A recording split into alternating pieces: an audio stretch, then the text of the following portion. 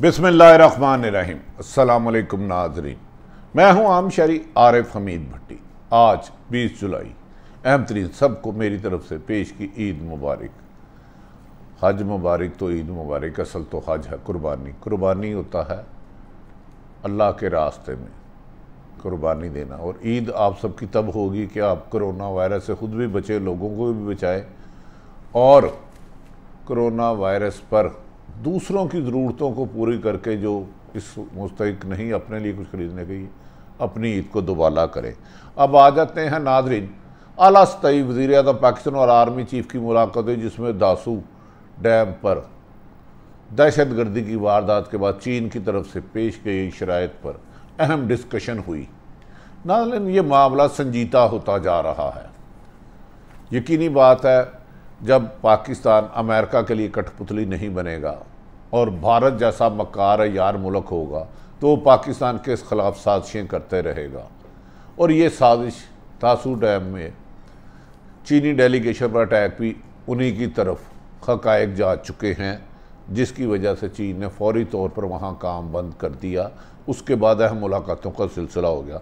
दूसरी तरफ पाकिस्तान की सियासत, आज़ाद कश्मीर में इलेक्शन में गाली गलोच, कश्मीर फरोज, चोर, डाकू, फराडिया, लुटेरा के बाद अब वज़ीर आज़म पाकिस्तान ने, इमरान खान ने ईद के बाद एहतसाब नाम की चीज़ को तेज़ करने और सिंध में हुकूमत बनाने के लिए जलसे जुलूस करने की हिकमत अमली बना लिया, और आला सतही इजलास के बाद फैसला किया कि वो ईद के बाद वहाँ जलसे जुलूस करेगा। क्या वज़ीर आज़म पाकिस्तान वक्त से पहले इलेक्शन कराना चाहते हैं, मिड टर्म इलेक्शन कराना चाहते हैं, जबकि पंजाब में भी कोई बहुत मिसाली सूरत हाल ना होने के बावजूद, जंगीर तरीन ग्रुप के अलग होने के बावजूद 40 अफराद के बाद क्या वज़ीर आज़म सिंध पे पीपल्स पार्टी की गिरफ्त कमज़ोर कर पाएंगे? इन सब बातों पर आपसे तफसीली गुफ्तगू करेंगे। नाज़रीन, चंद रोज़ कबल दासू में डैम पे चीनी डेलीगेशन पर एक अटैक हुआ, जिसमें भारी नुकसान हुआ, जिस पर चीन ने इसको बहुत ज़्यादा संजीदा लिया। नहायत ज़िम्मेदार ज़राए के मुताबिक चीन ने सिक्योरिटी पर बाज़ पहले भी खदशात का इजहार किया था। इस अटैक के बाद जब जल्दबाजी में पाकिस्तान की अहम तरीन शख्सियात वज़रा ने इसे एक्सीडेंट करार दिया, तो चीन ने इस बात को नामुनासिब समझा और फौरी तौर पर उधर काम बंद कर दिया, तमाम पाकिस्तानी मुलाजमिन को निकाल दिया। नाज़रीन, ये मामला बहुत ज़्यादा चीन ने संजीदा लिया। चीन और पाकिस्तान की दरीना दोस्ती में शुबा ही कोई नहीं, को हिमालय से ऊंची और मजबूती है, लेकिन कहा जा रहा है कि वो सी पैक की स्पीड पर बाद खदशात का इजहार कर रहे थे, और पाकिस्तान के बाद बार बार कह रहे थे इस स्पीड को तेज़ करें। और सी पैक में शामिल अहम ओहदों पर फायज बाद शख्सियात के भी चीन हुकूमत के खदशात थे। जैसे ही ये ब्लास्ट हुआ तो चीन ने इसको बहुत संजीदगी से लिया। यही वजह हुई कि पहले गैर जिम्मेदाराना बयान दिए गए कुछ वज़रा की तरफ से, फिर वज़ीर आज़म पाकिस्तान इमरान खान को जो उज़्बेकिस्तान गए थे, वहाँ चाइना हुकूमत के साथ हम मनसब के साथ तफसीली बात की गई और उन्हें मुतमिन करने की कोशिश की गई।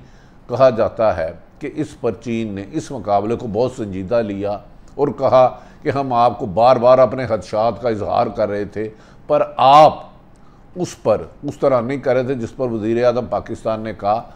चीन और पाकिस्तान की दोस्ती के लिए सी पैक का दुश्मन अमेरिका और भारत है। हम हर मुमकिन इक़दाम कर रहे हैं, कभी भी किसी भी इक़दाम में कमी नहीं छोड़ी, तो हम इसको मज़ीद सख्त किया जाएगा। फिर भी कहा जा रहा है कि चीन के खदशात दूर नहीं हुए। उसके बाद ये फ़ैसला किया गया, इस दौरान 3-4 खुफिया राब्ते हुए हुकूमत पाकिस्तान, एस्टैब्लिशमेंट पाकिस्तान और चीन हुकूमत के दरमियान। लेकिन चीन ने बदस्तूर अपने बाज़ मुतालबात रखे कि मज़ीद काम तेज़ तब किया जाएगा कि आप ये एहतियाती तदाबीर को आम करें। वो शराइत अहम तरीन है, इनमें कुछ लोगों की मौजूदा ओहदों से हटाने की भी बात है, और चीन ने सिक्योरिटी के बारे में बाद अपनी शराइत रखी हैं कि उनके हाई डेलीगेशन की कौन सिक्योरिटी करेगा, ये एक सी का राज है। इस बारे में नाज़रीन, फिर अभी चीन और पाकिस्तान के दरमियान सी पैक की स्पीड पर भी बहुत तेज़ी से बात हुई कि अरसा दराज से ये प्रोजेक्ट जिन्होंने इस टाइम में फ्रेम में पूरा होना था अभी तक पूरे नहीं हुए, जिस पर उन्हें यकीन दहानी कराई गई कि पाकिस्तान की तरफ से कोई कमी बेशी नहीं। अफ़गानिस्तान के तल्लुकात ख़राब होने की वजह से, अफ़गानिस्तान में खाना जंगी जाने की वजह से पाकिस्तान के काम की स्पीड कम हुई है, क्योंकि अमेरिका को पाकिस्तान रिफ्यूज़ कर चुका है, जिस वजह से अमेरिका और ईरान और भारत मिल के पाकिस्तान की और अफ़गानिस्तान का अमन तबाह करना चाहते हैं। इस सिलसिले में आर्मी चीफ कमर जवेद बाजवा ने कलीदी किरदार अदा किया और अहम तरीन चाइनीज़ हुकूमत और उनकी अस्करी क़यादत से बार बार मुज़ाकरात किए और उनके जो ख़दशात से उसको ख़त्म करने की यकीन दहानी कराई, जिस पर कहा जा रहा है कि बहुत जल्द चीन का हाई पावर डेलीगेशन पाकिस्तान आएगा और चीन के तमाम रूट्स का जायज़ा लेगा और इसमें अहम तरीन फ़ैसले किए जाएंगे। इस हाई पावर डेलीगेशन जो चीन की तरफ से आएगा वो वज़ीर आज़म पाकिस्तान इमरान खान और आर्मी चीफ कमर जवेद बाजवा, DGI फैज़ हमीद से भी मिलेंगे। कहा जा रहा है कि इस मामले को दासू मैंगोस चीन ने माजी की निस्बत होने वाले हमलों पे ज़्यादा संजीदा लिया, लेकिन तहम चीन ने इस अज़म का इजहार किया है कि भारत और अमेरिका जो मर्जी साजिशें कर ले, पाकिस्तान और चीन की दोस्ती में कमी नहीं डाल सकते और पाकिस्तान में आने वाले दिनों में चीन तवानाई, एनर्जी और इंडस्ट्री में बड़े पैमाने पर अरबों डॉलर की इन्वेस्टमेंट करने जा रहा है और चीन से ज़्यादा प्रोजेक्ट वो पाकिस्तान में शुरू करने वाला है। इसलिए उन्हें अपने सिक्योरिटी मामलात में कुछ खदशात थे जो उन्होंने पाकिस्तान हुकूमत के सामने रखे और पाकिस्तान ने यकीन दहानी कराई कि जिस तरह की चीनी हुकूमत चाहेगी उस किस्म की सिक्योरिटी फराहम की जाएगी। चीन का एक भी एम्प्लाई जो पाकिस्तान में काम करना आएगा या हाई प्रोफाइल डेलीगेशन हो, उनकी सिक्योरिटी में किसी किस्म की कमी नहीं की जाएगी। ताहम इसमें सिक्योरिटी के कुछ लोग चाइना से भी आएंगे। नाज़रीन, आने वाले दिनों में सिविल और मिलिट्री हुकूमत चाइना हुकूमत से मुलाकात करेगी। बहरहाल ये दोनों ममालिक की क़यादत ने इस अज़म को दोहराया है कि मिलकर चलेंगे और आने वाली दहशत गर्दी के ख़ात्मे के लिए तमाम तर मुमकिन इक़दाम किए जाएंगे। और इस मौके पर ख़ुसूसन भारत की चालों पर नज़र रखी गई कि भारत किस तरह अफ़गानिस्तान में पैसे बांट रहा है कि आने वाले दिनों में वो अफ़गानिस्तान के ज़रिए पाकिस्तान में दहशत गर्दी को फ़रोग दे सके। दूसरी तरफ पाकिस्तान की सियासत बामे अरूज पर है। चंद रोज़ रह गए हैं सिर्फ इलेक्शन में। कल आप ईद मनाएंगे और इलेक्शन में आज़ाद कश्मीर में मरीम नवाज़ ने मुस्लिम लीग नून की सियासत को खासा मुतरक रखा। गो कि उनके इलेक्शन में उन्होंने अपने मंशूर और कारकर्दगी की बजाय इमरान खान पर कश्मीर फरोशी का इल्ज़ाम लगाया, जिस पर PTI के लीडरों ने सख्त बुरा मनाते हुए अमीन गंडापुर ने डाकू रानी का उन्हें खिताब दिया। ये कश्मीर इलेक्शन में सियासी हदूद और सियासी अखलाक़ात को पारा पारा करके नाजेबा अल्फाज के इस्तेमाल से सियासत की रवायात को नुकसान पहुंचा है, बेहतरी नहीं हुई।